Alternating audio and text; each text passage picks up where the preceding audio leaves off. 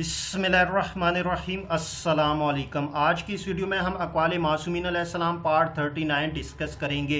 लेकिन video start करने से पहले अगर आपने हमारे चैनल को सब्सक्राइब नहीं किया जल्दी से सब्सक्राइब कर ले और साथ में बेल आइकन भी प्रेस कर दे ताकि आपको हमारी लेटेस्ट वीडियो की नोटिफिकेशन मिलती रहे।